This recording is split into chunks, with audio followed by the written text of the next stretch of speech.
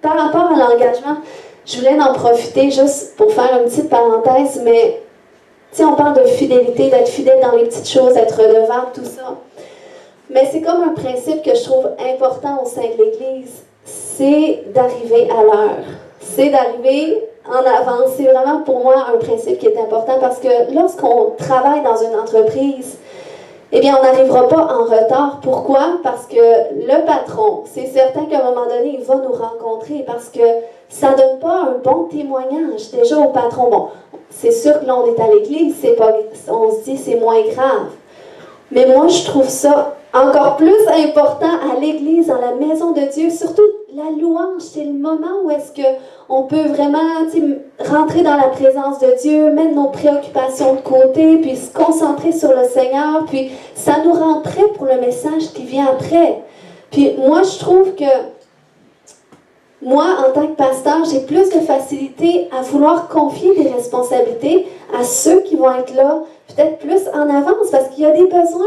Ça prend des gens aussi pour accueillir les autres, puis c'est pour ça que moi, je vous encourage. Des fois, il y en a, ils arrivent en retard, puis là, à la fin, ils aimeraient ça rester jaser avec les gens, mais il y en a qui sont là comme une demi-heure avant, une heure avant même. Fait que quand le service finit, eux autres sont prêts à partir. Donc, c'est pour ça que je vous encourage, ne serait-ce que d'arriver au moins 5 minutes avant, pour que vous soyez prêts pour rentrer dans la présence de Dieu. Amen.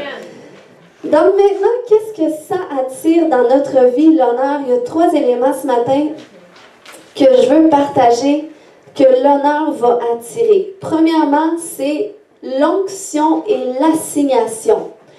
Donc, peux-tu dire avec moi, onction et assignation? Onction et assignation.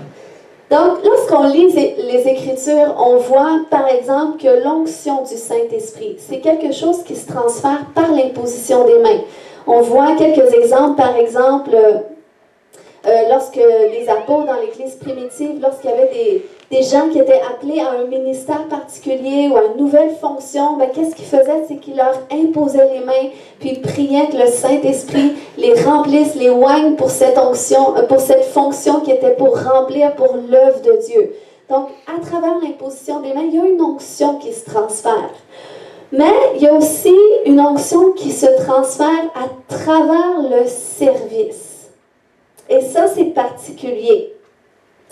On voit par exemple Élisée, avant qu'il marche dans une puissante onction prophétique. On sait qu'il a marché dans le double de l'onction prophétique qui était sur la vie d'Élie. Eh bien, pour ce faire, qu'est-ce qui s'est produit? C'est qu'il a appris à servir en dessous d'un homme de Dieu. À un moment donné, il a été appelé par Dieu. Élie a envoyé chercher Élisée. Puis Élisée, tout de suite, il s'est mis sous son aile. Donc, Élie allait à droite, Élisée allait à droite. Élie allait à gauche, Élisée allait à gauche. Il ne se posait pas de questions. Il était soumis. Il était engagé avec Élie. Puis, il a été formé comme ça jusqu'au temps qu'à un moment donné, c'était le temps pour Élie de partir. Et là, Élie a demandé à Élisée, qu'est-ce que tu veux que je fasse avant que je te quitte? Et là, on voit dans 2 Rois 2, 9, 10 que Élie dit à Élisée, demande ce que tu veux que je fasse pour toi avant que je sois enlevée d'avec toi. Élisée répondit, qu'il y ait sur moi, je te prie, une double portion de ton esprit. Élie lui dit, tu demandes une chose difficile. Mais si tu me vois pendant que je serai enlevée avec toi, cela t'arrivera ainsi. Sinon, cela ne t'arrivera pas. Donc, il fallait qu'Élisée voie Élie. Donc, il fallait qu'il soit positionné dans la présence d'Élie. Il fallait que ses yeux soient fixés sur lui pour qu'il puisse recevoir cette double portion de l'Esprit de Dieu. Donc, c'est pour ça que lorsque tu te positionnes dans l'ombre d'une personne qui a été oint par Dieu, c'est comme ça que tu peux recevoir l'onction aussi qui est sur sa vie. Tu peux l'attraper. Puis, c'est pour ça que c'est vraiment le principe d'honneur. Lorsque tu choisis d'honorer, lorsque tu choisis de te soumettre, de marcher aux côtés, de te mettre sous la mission, qu'est-ce que ça fait? Ça, c'est comme si c'était l'honneur ce matin. C'est au même titre qu'un aimant. Ça l'attire l'onction sur ta vie. Puis, fait, il faut comprendre aussi que du moment qu'il a reçu le manteau d'Élie, eh bien, c'est l'image qu'il a reçu l'onction. À partir de ce moment-là, où est-ce qu'il était positionné pour recevoir, puis non seulement il a reçu l'onction, mais il a reçu aussi une mission qui est venue avec. Parce qu'Élisée, à ce moment-là, ne savait pas qu'est-ce qu'il allait faire. Mais du moment qu'il a reçu le manteau, c'est là que sa mission, elle a pris forme. Et là, tout de suite, il a utilisé, il a exercé qu'est-ce qu'il avait entre ses mains. Il a ouvert les eaux avec le manteau. Et là, il est rentré dans son ministère. Mais c'est juste pour dire aussi qu'il y a des gens qui ne découvrent pas leur mission divine tant qu'ils ne se positionnent pas en dessous d'un leader que Dieu a oint pour un service spécial. Donc, c'est pour ça que ça fait partie du processus. Je ne sais pas si mon son est bon. Oui. Oui, OK. Puis, c'est lorsque tu développes ce cœur de serviteur que Dieu même va te montrer l'onction qui est sur la vie de la personne qu'il met à côté de toi. Et ça, c'est important de le voir. Comme moi, c'est quelque chose que j'ai appris à voir l'onction qui est sur la vie d'une personne. C'est comme lorsqu'une personne qui a l'onction pour l'intercession, eh bien, tu peux le reconnaître. Pourquoi? Parce que dès que cette personne-là va prier, eh bien, là, c'est comme si tu sens que le ciel est ouvert, tu sens la présence de Dieu, tu te sens fortifié, le feu du Saint-Esprit vient. Donc ça, c'est quelqu'un qui a l'onction pour l'intercession. Puis moi, là, pour la prière, je peux vous dire que j'ai commencé comme tout le monde. Je ne suis pas née en priant. OK? Peut-être que je priais en langue à la naissance, mais sinon, j'ai appris comme tout le monde à prier. Puis à un moment donné, j'ai voulu amener ma vie de prière à un autre niveau. Je trouvais que quand je priais, je me répétais ou qu'il me semble donc que je manquais de vocabulaire, je ne savais plus quoi prier. Puis à un moment donné, j'ai dit non, moi j'entendais des gens qui avaient cette onction pour l'intercession. J'entendais des gens intercéder et là je disais waouh, moi c'est comme ça que je veux faire. Fait que comment est-ce que j'ai amené ma vie de prière à un autre niveau?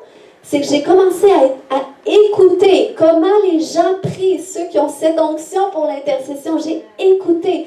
OK, cette personne-là prie comme ça. Et je me suis exercée. Et à force de me positionner comme ça avec des intercesseurs, à un moment donné, j'ai attrapé cette onction, puis je l'ai mis en pratique aussi. Et c'est comme ça que j'ai appris à prier, j'ai appris à intercéder. Et je suis toujours à cet endroit où est-ce que je veux amener ma vie de prière à un autre niveau. Amen. C'est comme quelqu'un qui a l'onction pour l'adoration. Eh bien, ça, tu le sais tout de suite parce que dès que cette personne-là va commencer à louer le Seigneur avec sa voix, avec ses instruments, c'est comme tu sens la présence de Dieu. Il y a quelque chose qui change dans l'atmosphère. Cette personne-là a reçu la capacité de faire descendre Dieu, de faire descendre la gloire de Dieu. Donc, moi, je t'invite à te positionner. C'est pour ça que le temps dans la louange est tellement important parce que ceux qui louent le Seigneur, normalement, c'est des gens qui sont appelés, c'est des gens qui sont loin pour ça. Donc, tu peux recevoir. Même chose si tu ne files pas durant la semaine. Mets-toi des louanges ointes parce qu'il y a quelque chose dans l'esprit qui est relâché à travers la louange. Ensuite, quelqu'un qui a l'onction prophétique. L'onction prophétique est suivie, c'est pas simplement des paroles comme ça en l'air et il n'y a rien qui change. Donc, quelqu'un qui a reçu l'onction prophétique, c'est qu'il y a aussi une autorité pour amener qu'est-ce qu'il a reçu de Dieu en alignement avec sa volonté, avec la volonté de Dieu. Donc, c'est pour ça que c'est pas rien. Si quelqu'un a une parole de connaissance, il faut que tu saches que, OK, cette personne-là, si elle a reçu que j'avais mal à la tête, c'est assurément parce que Dieu veut me guérir de mon mal de tête. Donc, c'est pas négociable. Il faut que tu saches. Puis du moment que tu le sais, c'est là que tu peux te positionner pour le miracle. Sinon, on se dit, ah ben, amen, alléluia, Dieu le fera, je m'attends à Dieu. Mais c'est tout de suite. Si Dieu l'a révélé tout de suite, c'est que tout de suite, maintenant, ta guérison est disponible. Amen. C'est comme, l'autre jour, j'étais avec mon groupe prophétique. Amen. Oui? OK. Ça me prend un micro, sinon vous risquez de vous endormir au son de ma voix. Ça pourrait être trop doux, fait que ça prend un micro. Donc, c'est ça. L'autre jour, j'étais avec mon groupe prophétique, puis là, j'avais comme un souci au niveau de... pulmonaire, puis là, en tout cas, c'est vraiment dérangeant, puis je sais que quand ça fait ça, c'est une attaque spirituelle, mais bon, je me positionne, m'attends au Seigneur et tout ça. Mais là, il y a une de mes sœurs qui reçoit une parole prophétique, je ressens qu'il y a quelqu'un qui a quelque chose au niveau de la poitrine, puis tout ça, donc j'ai su, ok, si le Seigneur le révèle, c'est que le Seigneur veut me guérir, fait c'est correct, parce que souvent, une guérison, c'est ça, c'est par la foi qu'on le reçoit. Donc, on ne sait jamais quand ça va arriver, tu sais. Donc, on est un peu toujours prêt, mais des fois, on peut manquer le bateau si on ne s'est pas positionné. Donc, j'ai dit, OK, si Dieu lui a montré, c'est assurément parce qu'il veut me guérir de ça. Donc, j'ai dit, ah ben écoute, c'est moi. Puis, elle, cette personne-là, c'est pas quelqu'un qui est super à l'aise de prier. Donc, c'est comme, elle prie 2-3 mots, Amen, Seigneur, merci que tu l'as guéri. Puis, tu sais, elle prie presque pas. Mais moi, je sais le don prophétique qui est sur sa vie. Donc, je sais que ça ne dépend pas des mots qu'elle a dit. Donc, c'est par la foi que je reçois. C'est même pas à cause des mots qu'elle dit. Puis ça, je veux vous encourager parce que des fois, on n'ose pas prier pour les gens parce qu'on se dit, c'est quoi je vais dire? Ou je ne suis pas quelqu'un qui prie beaucoup, ça me gêne de prier. Mais si Dieu a mis quelque chose dans ton cœur pour quelqu'un, c'est qu'il te donne l'autorité pour l'amener en alignement avec sa volonté. C'est pas les mots que tu dis. Puis, finalement, le lendemain, j'avais plus rien. Amen. Donc, Dieu est vraiment bon. Dieu est grand lorsqu'il révèle des choses. Il faut faire confiance. Ça, c'est l'onction prophétique. Aussi, c'est important que tu reconnaisses quelle est l'onction que Dieu a mise sur la vie de ton pasteur. Parce que chaque pasteur a une onction de la part de Dieu. C'est différent dépendamment de la mission aussi de chaque pasteur. Mais lorsque tu es dans une église, tu dois savoir l'onction qui est sur la vie de ton pasteur. C'est comme moi, je sais l'onction qui est sur la vie de pasteur Mathieu, qui est sur la vie de pasteur Vanessa, de la peau de Jean de pasteur Louis. C'est 4 onctions complètement différentes. Mais je le sais pourquoi, parce que lorsque je suis avec eux, même lorsque je leur parle, j'ai même pas besoin d'être dans leur présence, je sais comment me positionner pour recevoir. Je sais que si pasteur Mathieu a une parole de connaissance, je sais que c'est Dieu qui lui a révélé, parce qu'il y a une onction prophétique. Je sais que si pasteur Vanessa dit, on devrait faire telle chose, ben je l'écoute parce qu'elle a une onction de sagesse, elle a un don de sagesse. Donc, elle a un don pour conseiller, pour voir qu'est-ce qu'on devrait faire. La peau de Jean aussi, c'est une onction pour la guérison.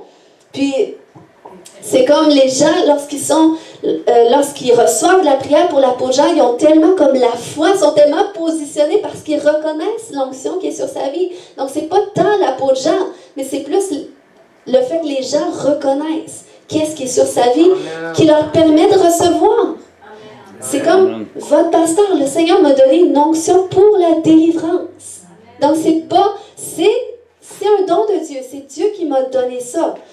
Ce qui fait une onction pour la délivrance, ça veut dire une onction pour la guérison. Guérison émotionnelle, guérison spirituelle, guérison physique, c'est tout relié avec la délivrance.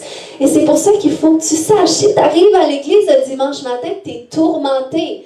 Il faut que tu saches, j'ai même pas besoin de prier pour toi, que tu peux juste venir dans ma présence, t'attendre à Dieu, puis tu vas recevoir, parce que c'est quelque chose, c'est pas quelque chose que j'ai décidé, c'est quelque chose que Dieu a déversé, qu'il m'a accordé. Amen. Puis c'est important qu'on le reconnaisse. Amen. Amen. Donc, je dirai pas tout ce que Dieu a mis sur ma vie, parce que je vais vous laisser découvrir encore. Mais je peux dire que l'onction qui est sur ma vie, c'est le fruit aussi de l'honneur que j'ai manifesté envers ceux qui m'ont précédé. C'est pas simplement « Alléluia, Dieu m'a béni, je suis soumis à personne et moi, Dieu m'a fait grâce ». Non, j'ai appris moi aussi à me soumettre à des leaders, à me soumettre aux gens que le Seigneur a placés au-dessus de moi. Puis qu'est-ce que ça a fait? C'est que ça m'a mis dans une position favorable pour recevoir une onction de la part de Dieu et une mission pour cela aussi. Et c'est ce qui s'est produit aussi avec Josué dans la parole de Dieu. On sait que Josué a été le successeur de Moïse. Et lorsqu'on lit les Écritures, par exemple, Exode 24, 13, ça nous donne un exemple que Moïse se leva avec Josué qui le servait. Et Moïse monta sur la montagne de Dieu. Donc, on voit plusieurs exemples dans la parole où est-ce que Josué était derrière Moïse. Si Moïse disait à Josué, tu vas aller à la guerre, tu vas aller combattre Amalek, eh bien Josué était là, il était sur le champ de bataille. Si Moïse disait à Josué, on va aller à la montagne, Dieu va nous donner la loi, Josué le suivait. Il y avait cette place-là particulière aux côtés de Moïse. Lorsque Dieu parlait à Moïse dans la tente de rencontre, où est-ce qu'il se révélait à Moïse face à face, eh bien Josué était là aussi, il y avait ce privilège-là aussi.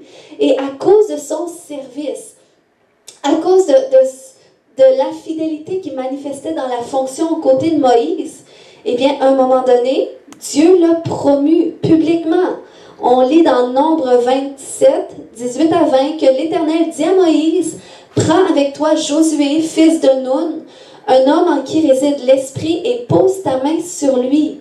Tu le placeras devant le prêtre Éléazar et devant toute la communauté et tu l'investiras de ses fonctions devant tous. » Laissez-moi vous dire que lorsque Josué était aux côtés de Moïse, c'est beaucoup Moïse qui était au-devant. C'est beaucoup Moïse, c'est Moïse que les gens suivaient. C'était le leader que Dieu avait établi. Donc, l'attention n'était pas sur Josué, mais Josué était d'un grand soutien pour Moïse. Josué était fidèle, était aux côtés. Donc, il ne paraissait pas. Puis Dieu nous conduit dans des saisons où est-ce qu'on ne paraît pas nécessairement. C'est pas pour rien que l'Église, ça a été long avec sa grandisse. C'est que j'étais aussi dans ma saison où est-ce que j'étais formée par le Seigneur. Puis lorsque le Seigneur te forme, ça se fait dans les lieux secrets, ça se fait caché aux yeux des autres. Puis, mais il est venu un temps où est-ce que Josué était prêt d'être reconnu publiquement. Donc c'est là que Dieu lui a dit au verset 20, « Tu lui transmettras une part de ton autorité, afin que toute la communauté des Israélites lui obéisse. » Donc, son service l'a positionné pour avoir la même autorité que Moïse avait pour libérer le peuple et pour conduire le peuple sur la terre promise. Et tout ça, c'est à travers le service. Et qui commence par l'honneur, qui attire l'onction sur ta vie, l'onction qui vient avec une mission. Et c'est là que Dieu avait dit à Josué, « Nul ne tiendra devant toi » dans Josué 1,5. « Tant que tu vivras, je serai avec toi comme j'ai été avec Moïse. Je te délaisserai point, je ne t'abandonnerai point. » Donc, si tu veux connaître ce à quoi Dieu t'appelle, engage-toi. Là où est-ce que Dieu t'a placé, soumets-toi. Puis, à un moment donné, le Seigneur, il y a une onction sur ta vie qui va prendre forme aussi. Puis, le Seigneur va te révéler à quoi il t'appelle. Amen? Amen. Deuxièmement, qu'est-ce que ça attire, l'honneur? Ça attire les bénédictions. Lorsque tu honores, tu te mets dans une position pour attirer les bénédictions. On voit un exemple dans 2 Rois 4:8. La Bible nous dit, « Un jour, Élisée passa par le village de Sunem, et une femme riche insista auprès de lui pour qu'il accepte de prendre un repas chez elle. Dès lors, chaque fois qu'il passait par ce village, il s'arrêtait chez elle pour manger. Elle dit à son mari, « Je sais que cet homme qui passe toujours chez nous est un saint homme de Dieu. Nous pourrions lui construire une petite chambre sur le toit et y mettre pour lui un lit, une table, une chaise et une lampe. Il pourrait loger là quand il viendra chez nous. » Donc vous voyez, cette femme a reconnu qu'Élisée était un homme de Dieu. Elle a reconnu que Dieu était avec cet homme. Et par cette reconnaissance qu'elle avait envers l'homme de Dieu, eh bien, il est venu une considération pour l'homme qui l'a amené à désirer lui faire une place dans sa maison, désirer le servir. Puis, voyez qu'est-ce qui s'est passé. Au verset 11, un jour qu'Élisée repassait par Sunem, il alla donc se retirer dans la petite chambre haute et il passa la nuit. Puis, il dit à son serviteur Géhazi, « Appelle cette Sunamite Géhazi. » Géhazi l'appela, elle vint se présenter devant lui. Élisée dit à Géhazi, « Dis-lui, tu t'es donné beaucoup de peine en faisant tout cela pour nous. Que pouvons-nous faire pour toi? Faut-il préparer en ta faveur, parler en ta faveur au roi ou au chef de l'armée? » Regardez qu'est-ce qu'elle a répondu. « Non, merci. Je vis heureuse au milieu de mon peuple. » Donc, vous voyez comment est-ce que l'honneur que cette femme avait envers l'homme de Dieu était pur. C'était un honneur qui faisait qu'elle n'attendait rien en retour de cet homme. Donc c'est là ce qu'on voit quand l'honneur est pur. Ceux qui disent honorer, mais ils font de la flatterie, qui font des grandes éloges, tout ça, mais il y en a qui n'ont pas nécessairement le cœur pur, qui n'ont pas le cœur droit, que c'est pour en retirer un bénéfice personnel. On voit un exemple dans les Actes avec Simon le magicien ou le sorcier selon différentes versions, que lui, lorsqu'il voyait les apôtres marcher dans la puissance du Saint-Esprit, eh bien, Simon a désiré l'onction, lui aussi, mais il a voulu acheter l'onction, pas au prix de sa vie, mais au prix d'argent. Donc, il n'avait rien compris, mais c'était une image que finalement, lui aussi était impressionné par la puissance de Dieu, mais il désirait l'onction pour sa propre gloire, pour ses intérêts personnels, ses bénéfices personnels. Mais lorsque tu choisis d'honorer avec un cœur pur, c'est que tu n'attends rien envers l'homme ou la femme que Dieu place devant toi. Tout ce que tu veux, c'est faire la volonté de Dieu. Tu dis, je vais aller là où est-ce que Dieu m'appelle, peu importe qu'est-ce qui ressort de ça. Donc, c'est une attitude de cœur qui est importante dans le sens que Dieu éprouve nos cœurs. Et Dieu avait éprouvé le cœur de cette dame qui disait, non merci, je veux rien. Mais parce que le cœur de cette dame était tellement pur dans l'honneur qu'elle manifestait envers cet homme, que finalement, ils ont décidé de la bénir quand même. Donc, on voit au verset 14 que Élisée a demandé à son serviteur, « Que pourrions-nous faire pour elle? » Et Géasi répondit, « Hélas, elle n'a pas d'enfant et son mari est âgé. » Élisée lui dit, « Appelle-la. » Et Géasi obéit. Et elle vint se présenter sur le pas de la porte. Élisée lui dit, « L'an prochain, à la même époque, tu tiendras un fils dans tes bras. » Donc, c'était sa bénédiction et finalement, ça s'est produit comme Élisée l'a prophétisé. Donc, d'où l'honneur attire la bénédiction. Lorsque tu choisis d'honorer, eh bien, ça t'attire des bénédictions. Dieu connaît tes besoins. Donc, Dieu va te bénir à cause de ton honneur. Amen. Ensuite, troisièmement, qu'est-ce que ça l'attire? Les miracles. Dis avec moi les miracles. L'honneur attire les miracles. Et on voit un autre exemple. Je ne sais pas si je vais passer à travers tout ce paragraphe-là, mais sinon, je vous invite à le prendre en note et le lire à la maison parce que c'est super intéressant. Dans la même histoire avec Élisée et la Sunamite, en fait, je peux vous expliquer en résumé, c'est que cette dame, finalement, son fils, à un moment donné, il est mort. Et là, cette dame était prise de panique, puis là, qu'est-ce qu'elle a fait? C'est qu'elle a décidé d'aller courir chez Élisée, d'aller courir vers l'homme de Dieu. Elle a mis l'enfant dans la chambre du prophète, et là, elle est allée vers l'homme de Dieu. Puis, ça nous dit que lorsque la femme est arrivée, eh bien là, Élisée l'a vu de loin arriver. Puis Élisée, c'était un grand prophète de Dieu, ok?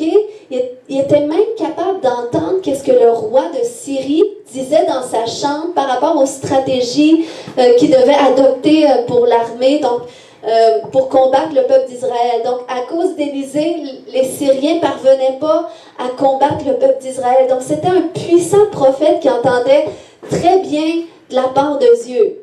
Mais là, lorsqu'il voit la Sunamite arriver, il voit de loin qu'elle est affligée. Puis là, il envoie Géasi vers la femme. Mais la femme a dit, non, c'est vers le prophète que je m'en vais. Donc, puis là, Élisée dit, ok, mais laisse-le faire. Puis, il dit, laisse-le venir à moi. Pourquoi? Parce que Dieu ne m'a pas dit, ne m'a pas fait savoir. Il dit ça au verset 27, je ne sais pas si c'est là. Élisée lui dit, laisse-le faire, elle est profondément affligée, mais l'Éternel ne me l'a pas fait savoir. Et il ne m'en a pas révélé la cause. Donc, pourquoi est-ce que Dieu n'a pas révélé la cause de l'affliction de cette dame? C'est parce que l'honneur que cette dame avait envers Élisée la mettait dans une position où est-ce qu'elle pouvait être entendue. Et ça, c'est un élément qui est important et qui est particulier aussi. Donc, vous allez voir un peu plus loin, c'est que c'est que là, finalement, elle est allée vers l'homme de Dieu, elle lui a raconté, mon fils est mort, tout ça. Donc là, qu'est-ce que Élisée a fait?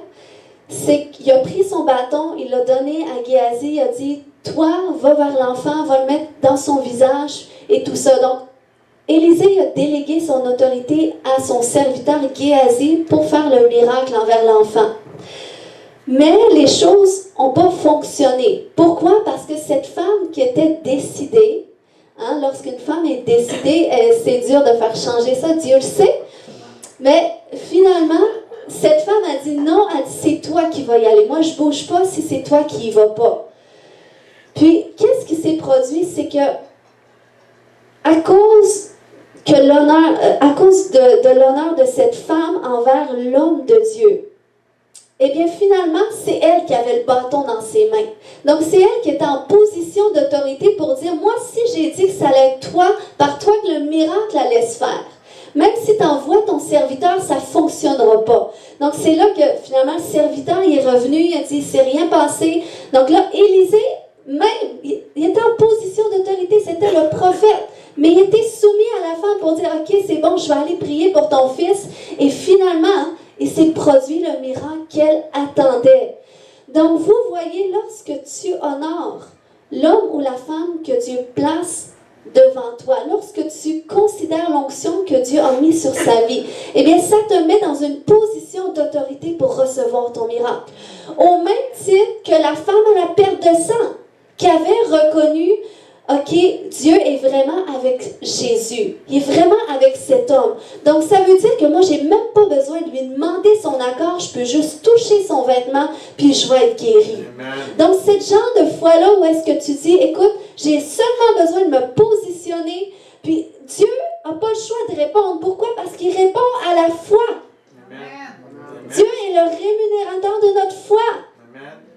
Donc, parce que cette femme avait foi en Dieu à travers l'homme de Dieu. Dieu n'avait pas le choix de répondre au miracle à travers cet homme à cause de la foi. C'est la foi qui fait bouger Dieu. Amen. Donc, vous voyez, l'honneur te positionne pour le miraculeux. Au même titre que le déshonneur empêche le miraculeux. On voit l'exemple avec Jésus lorsqu'il était dans sa patrie et qu'il a voulu faire des miracles, mais là, les gens ont commencé à manquer de considération envers lui. Ils ont commencé à dire, mais attends, c'est le fils de Joseph, ça, c'est le fils du charpentier, mais ils ne comprenaient pas. Donc, leur déshonneur, leur manque de considération a fait, dans Marc 6,5, que Jésus ne put faire aucun miracle. Et Jésus s'est étonné de leur incrédulité. Donc, le déshonneur empêche le miraculeux. Donc, c'est pour ça que même ceux qui ne reconnaissent pas cette onction, même pour la guérison, pour la délivrance, ils vont venir captifs, ils vont ressortir captifs parce qu'ils ne se mettent pas dans une position pour recevoir. Amen. Donc, c'est pour ça que c'est important. Puis, on voit un autre exemple avec l'Église primitive. On sait que les miracles ont éclaté. Du moment où la Pentecôte est venue, les apôtres étaient remplis du Saint-Esprit, puis se sont mis à prêcher partout. Et là, les miracles ont éclaté. Pourquoi? La Bible dit dans Actes 5, 12 et 13 que les apôtres accomplissaient beaucoup de signes miraculeux et de prodiges parmi le peuple. Tous les croyants avaient l'habitude de se rassembler dans la cour du temple sous la galerie de Salomon. Personne d'autre n'osait se joindre à eux, mais le peuple tout entier les tenait en haute estime. Donc, vous voyez, le peuple les tenait en haute estime. Le peuple les honorait. Le peuple avait cette révérence-là, mais pas envers les hommes, mais envers qu'est-ce que Dieu faisait à travers les hommes, parce que c'est Dieu qui permet que des miracles se produisent à travers un homme. Amen. Donc, eux autres, les gens les tenaient en haute estime, ce qui faisait en sorte que Dieu faisait abonder les miracles. Amen. Donc, quand je dis que l'honneur, c'est une clé pour le réveil, du moment que tu te mets à honorer, puis c'est pour toutes les églises. Si toutes les églises se mettent à honorer la personne que Dieu a appelée, au-devant de l'Église, qui commence à dire, ouais, mais t'as peu, Dieu a certainement mis une onction sur la vie de cet homme ou cette femme, mais à t'as peu, Dieu est avec cet homme ou cette femme, donc je peux recevoir de lui, donc je vais commencer à le servir, je vais commencer à voir qu'est-ce que je peux faire pour cette personne, qu'est-ce que je peux faire pour la vision, pour la mission, et là, c'est là même que certains dons chez certains pasteurs qui vont être ranimés à cause de l'honneur des gens envers eux. Ce qui va faire abonder les miracles, c'est Dieu qui décide les miracles. Amen. Puis, je vous dis, c'est pour ça même que l'ombre de Pierre, c'est dans le même passage, ça nous dit que l'ombre de Pierre guérissait les malades. Dans Actes 5,14, ça dit que le nombre de ceux qui croyaient au Seigneur, hommes et femmes, s'augmentait de plus en plus, en sorte qu'on apportait les malades dans les rues et qu'on les plaçait sur des lits et des couchettes, afin que lorsque Pierre passerait, son ombre au moins couvrit quelqu'un d'eux. La multitude accourait aussi dans les villes voisines, amenant des malades, des gens tourmentés par des esprits impurs, et tous étaient guéris. Donc ça, c'est une autre image que Dieu nous donne, que lorsque tu es positionné dans l'ombre d'un homme ou d'une femme de Dieu, ouais, tu peux recevoir ton miracle. Amen. Donc c'est pour ça qu'il n'y a même pas nécessairement besoin de t'imposer les mains. Amen. Juste dans son nom, mais ça c'est une attitude de cœur. Tu te mets dans son nom, tu reconnais que Dieu est avec. Donc tu sais que Dieu passe aussi par là, tu sais que Dieu va tendre sa main. Donc, ça veut dire que quel que soit ton besoin, c'est un miracle financier, c'est un miracle dans ta santé, c'est un miracle dans ta famille, eh bien, Dieu peut le faire. Il faut que toi, tu te positionnes dans la foi, dans l'honneur envers ceux que Dieu a placés, parce qu'il dit que celui qui reçoit, celui que j'ai envoyé, me reçoit. Est-ce que tu veux recevoir Jésus? Est-ce que tu veux recevoir le miracle que Dieu veut faire dans ta vie? Amen. Donc, positionne-toi déjà pour recevoir ce qu'il place à tes côtés. Amen. C'est comme, à un moment donné, j'étais allée prêcher dans une église à Québec, puis la personne qui m'avait invitée, en tout cas, c'est une personne que je connais quand même assez bien, puis c'est une personne que j'aime beaucoup, puis elle m'aime beaucoup aussi. Puis là, elle a commencé, quand elle m'a présenté aux gens de l'église, c'est comme, elle m'a mis super haut. Puis je ne veux pas dire tout ce qu'elle a dit, parce que même moi, je préfère marcher dans l'humilité, mais c'est comme, elle m'a mis tellement des titres hauts que j'ai dit, là, Seigneur, tu sais, faut que tu fasses de quoi? Parce que là, elle a dit que je suis ça. Puis là, moi, en tout cas, j'ai dit, Seigneur, je regarde à toi. Puis finalement, même à la fin, elle dit, là, chaque personne, elle a une parole prophétique pour tout le monde, donc venez tous, puis elle va prier pour vous. C'était comme, OK. Dans ce temps-là, en tout cas, ça m'a mis dans une position où est-ce que j'avais pas le choix de m'appuyer sur Dieu. Et là, finalement, je vous dis, mais tout ça, c'est à cause, puis elle m'a pas mis dans une position comme ça, par flatterie ou par juste pour faire plaisir. Mais c'était vraiment de son cœur, parce que elle, c'est ce qu'elle voyait.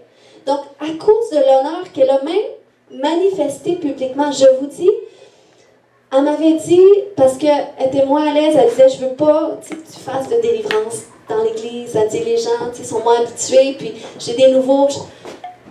Ça fait partie de l'honneur. J'ai dit, c'est correct, je suis soumis à ton autorité, je viens dans ton église. Mais je vous dis, les gens se sont mis à venir un après l'autre devant moi. Je disais un mot, deux mots. Les démons se manifestaient. Puis là, moi, je la regardais, je disais, mais je fais quoi? Mais là, elle dit, ben là, vas-y, chasse-les.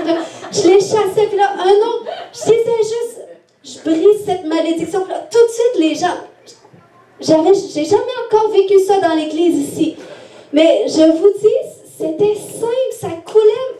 Mais à cause de l'honneur, c'est comme les gens, ils venaient tirer sur leur miracle parce qu'ils se sont dit, OK, elle, je peux aller chercher ça, je peux aller chercher mon miracle. Donc, il était dans une position pour recevoir que même moi, j'avais rien besoin de forcer. C'est comme ça sortait, puis, ben, gloire à Dieu. Mais ça devrait être comme ça à l'Église. Parce que l'Église, c'est la maison de Dieu. Donc Dieu est dans cette maison et Dieu veut répondre à ton besoin. Mais tu dois commencer à voir Dieu, à considérer Dieu, même à travers tes frères et sœurs. Si tu arrives durant la semaine, puis je parle de l'honneur à l'autorité que Dieu met en place au sein d'une église, mais Dieu nous appelle à s'honorer les uns les autres. Je parle à l'intérieur de l'église, mais à l'extérieur de l'église. C'est là que vous êtes appelés de manifester vos dons aussi, de mettre en pratique. Ça veut dire que si tu es à l'extérieur de l'église, puis que tu as un besoin, puis que tu arrives à une frère ou un frère ou une sœur, que tu as un besoin, eh bien, tu dois te mettre dans cette position d'honneur où est-ce que tu dis, je lui ai exprimé mon besoin, Dieu est avec elle parce qu'elle croit en Dieu. Donc, je sais que je vais recevoir. Tu dois honorer Dieu dans tes frères et dans tes sœurs, ce qui va te mettre dans une position aussi pour recevoir, parce que c'est sûr, je ne pourrais pas délivrer toutes les captifs. Le dimanche, c'est correct quand on vient à l'église, puis dans certaines circonstances aussi, mais à l'extérieur de l'église, c'est votre rôle de marcher dans les dons spirituels, de manifester les dons spirituels, de prier pour les malades. C'est par vous que le Seigneur va passer pour le faire. Donc, c'est pour ça que vous devez réaliser que Dieu est avec vous et que vous êtes dans une position pour amener le miracle dans la vie d'une personne. Amen. Donc, ce matin, on va prier. Êtes-vous prêts? Je ne sais pas quel est votre besoin ce matin. Vous êtes venus avec quel besoin, quelle situation dans votre vie peut-être qui doit changer. Amen, Seigneur. Mais je sais que tu veux plus, Père. Je sais que tu veux déverser plus, Seigneur. Alléluia. C'est comme il y en a qui sont à cet endroit où est-ce qu'ils sont juste dans l'attente d'une mission. Vous êtes ici, vous êtes dans l'attente d'une mission. Vous dites, mais Seigneur, à quoi tu m'appelles? Mais Seigneur, merci, Père, parce que si tu les as mis ici, c'est parce que tu les appelles à quelque chose, Seigneur. Tu les appelles à un plan particulier, Seigneur Dieu. Tu veux faire des choses grandioses à travers de leur vie. Mais je te prie, Seigneur Dieu, de développer en nous déjà ce cœur de serviteur. Là où est-ce qu'ils sont, Seigneur Dieu. Que ce soit à l'église, que ce soit même à l'extérieur de l'église, que ce soit dans leur vie quotidienne, qu'ils développent ce cœur de serviteur, parce qu'on sait, Père, que même ceux qu'on sert, qui sont dans ce monde, eh bien, c'est comme si c'était toi qu'on servait. Donc, Seigneur, c'est toi qui nous rémunères à travers cela, Seigneur Dieu. Au nom de Jésus. Au nom de Jésus. Seigneur, merci que tu es avec mes frères et mes sœurs, Seigneur Dieu. Tu es avec chacun d'eux. Tu as une mission spéciale pour chacune de leurs vies, Seigneur Dieu. Et je te prie, Papa, je te prie qu'alors, Seigneur Dieu, que tu développes en eux, Seigneur, cette vertu de l'honneur, Seigneur Dieu. Que tu développes en eux ce désir d'engagement, ce désir de soumission, ce désir de redevabilité, ce désir de fidélité, Seigneur Dieu.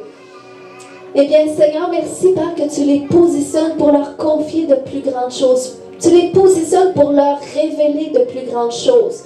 Tu les positionnes, Seigneur, aussi pour leur miracle. Quel que soit votre besoin aujourd'hui, le Seigneur veut répondre d'une façon grandiose. Peut-être que tu luttes avec quelque chose, puis peut-être que tu banalisais ça, tu disais, ben écoute, ça va passer, mais que ça passe. Mais aujourd'hui, le Seigneur dit, c'est le jour de ton miracle. C'est le jour de ta guérison. C'est le jour de ta délivrance. Donc, il faut que tu te positionnes, que tu désires que Jésus le fasse. Et durant la louange, je ressentais quelqu'un qui avait une douleur dans son épaule droite. Est-ce que quelqu'un a mal dans son épaule droite? Ici. Amen. Lève les mains. Alléluia, au nom de Jésus.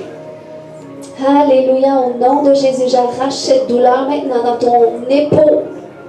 Je la brise, je brise son pouvoir dans le nom de Jésus. Dans le nom de Jésus. Que ton épaule se replace. Que tous tes nerfs se replacent dans ton épaule dans le nom de Jésus. Sois complètement guéri. Que tous les muscles soient guéris au niveau du cou, au niveau de l'épaule. Par la puissance du Saint-Esprit. Sois guéri maintenant au nom de Jésus.